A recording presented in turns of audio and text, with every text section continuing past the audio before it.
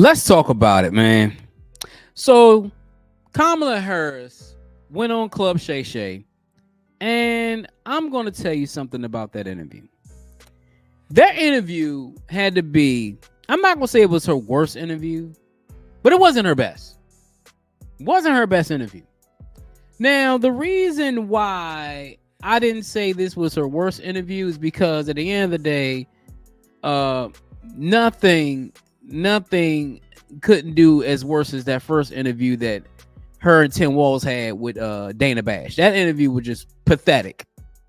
Now, the reason why Kamala Harris going on Club Shay Shay was a mistake was two things. Number one, I understand the premise of her going on Club Shay Shay because Club Shay Shay is a big brand. Shannon Sharpe is a rising brand.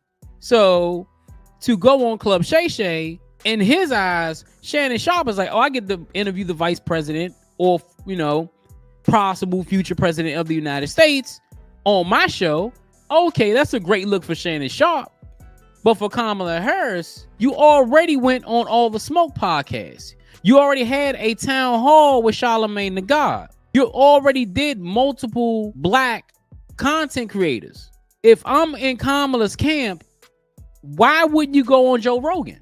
Club Shay Shay only has 3 million subscribers. You're not going to get Cat Williams numbers. Cat Williams at that time said a lot of stuff, and it was early 2024, early to mid 2024 when Cat Williams did his interview. So a lot of the stuff that Cat Williams said came to fruition. Joe Rogan's podcast, and he had an invite. He sent out an invite to you to go on the podcast. You sent out your press secretary to say, well, the schedules didn't align for me to go on Joe Rogan's podcast. Now, we still got a week. Maybe she will go on Joe Rogan's podcast, but I doubt it. It's like 5 days or 7. Is right now 6 days before the election, so I doubt it. So you go on Club Shay Shay, and I watched the whole interview. I didn't go to the comments. I ain't gonna lie, I did go to the comments. But I said, you know what? I'm not gonna just let the comments dictate what I think. I went and watched the whole interview. And honestly, it's the same stuff that we've heard before, time and time again. We know your mother was middle class. We know you're AKA. We know all these things about you. But I think the problem is that she needs somebody who's going to really, I'm not going to say grill her, but really get down to the nuts and bolts of what she is as a person and what she's going to do as president. Shannon Sharpe isn't a journalist. Shannon Sharpe is a former athlete who likes to have conversations, and Shannon Sharpe is going to pander to her. Shannon Sharpe is going to pander to her just like All the Smoke, just like Charlamagne the God, just like all these other podcasts that she went on. And I'm not going to lie, I think her campaign said, you know what? We're going to highlight her strengths and we're going to hide her weaknesses. Now, when you highlight somebody's strengths, they better be big strengths. If you look at Donald Trump, I think Donald Trump's biggest weakness is that he isn't able to, get a lot of women to vote. He's not really strong as far as getting women support. So what they do is they put Donald Trump on male podcasts, so which is his strength. He's going to get to that young male demographic, that middle of the country demographic, that that countryside demographic. They're going to focus on that. Kamala Harris, on the other hand, they're going to focus on, moderate women, LGBTQ, abortion rights. Those are her strengths. But her strengths are good. But I'm going to tell you something. Her weaknesses are what people are really talking about. The economy and the border. Now, Shannon Sharpe is not going to ask about the border. Shannon Sharpe is going to probably gaze about the economy, things like that. Shannon Sharpe is not going to grill her because at the end of the day, I guarantee you every single one of those questions that Shannon Sharpe asked were choreographed. He probably went to her campaign, said, what does she want to talk about?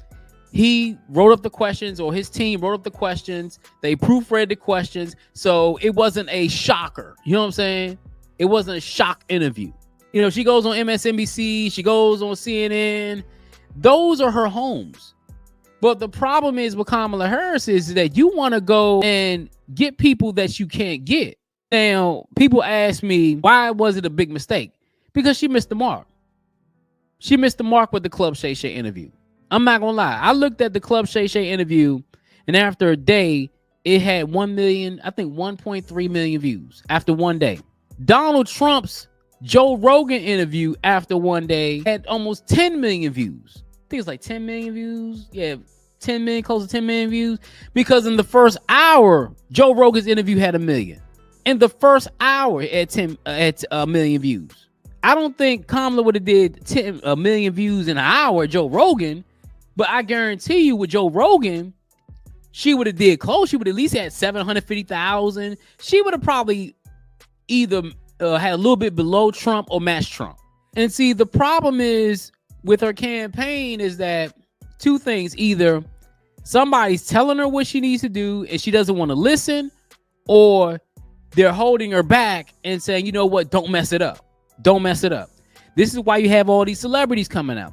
You have Obama coming out. You got Bill Clinton coming out. You got Hillary Clinton coming out. You got Liz Cheney coming out. You got Eminem coming out. You got Beyonce coming out. You got all these people coming out to support her and push her because they know at the end of the day she can't do it on her own. But what's going to happen when everything is gone? When she's in the Oval Office and she has to make those decisions on her own. You may be able to call on Obama to get some advice, but at the end of the day, it's going to be your decision. And I said this in a previous video. I said, what's going to happen in 2 years when things aren't working right? What's going to happen in 2 years when you have to make that real split decision about if you need to go to war or you need to do this or you need to do that? That's the issue. You can say anything. You say about Trump. You can say Trump is a fascist, and you can say Trump is this and Trump is that, but Trump has been president.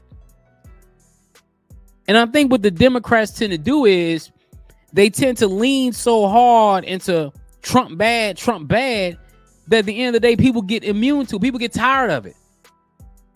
I got tired of it.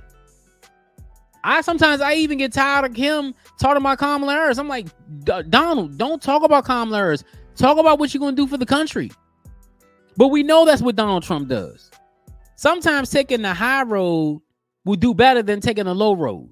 And calling him a fascist and calling him Hitler and all these things is bad because it makes you seem like you're going down that road with him. Now, getting back to the Club Shay Shay interview, there were certain questions that he asked, and then she went back to her old word salad. And the thing is, when people see, this is the thing, and I tell people this all the time. When you have somebody ask you particular questions, sometimes you need to answer those questions differently or put some new nuances to the answer. So people will be like, oh, okay. I didn't know that. Oh, I didn't know that. Like when I watched the Joe Rogan interview and Joe Rogan asked a particular question. He said, how was it when you first got in the White House? And Trump went back and said it was surreal. I went to the Lincoln bedroom, all these things. Joe Rogan, it was a conversation.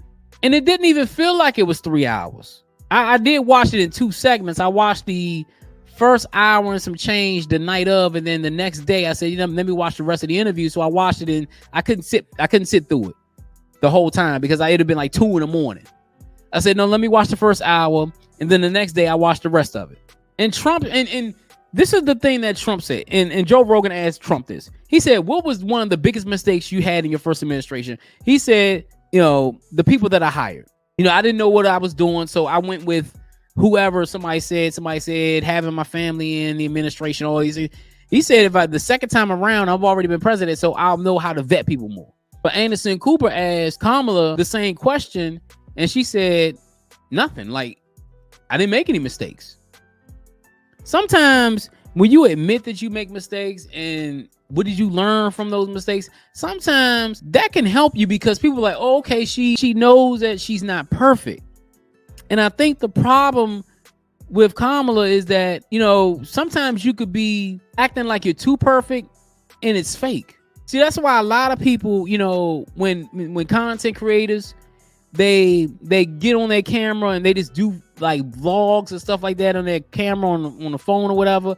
People relate to that because it's real. It's authentic. It's authentic. And maybe it's just a politician in her. I don't know. But it seems like the Club Shay Shay interview was scripted. It seems like it was just something that she didn't have to do. I understand why she did it, because she wanted to get more eyes on her, but it didn't really help her. It didn't really help her at all. But what I'm going to do is I'm going to leave a link to the Club Shay Shay interview in the description so you can watch it in full. And if you have your own opinions about the interview, let me know in the comments.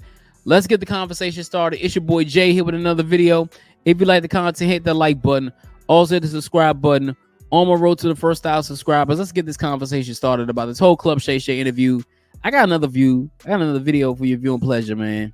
Until next time, folks, I'm out.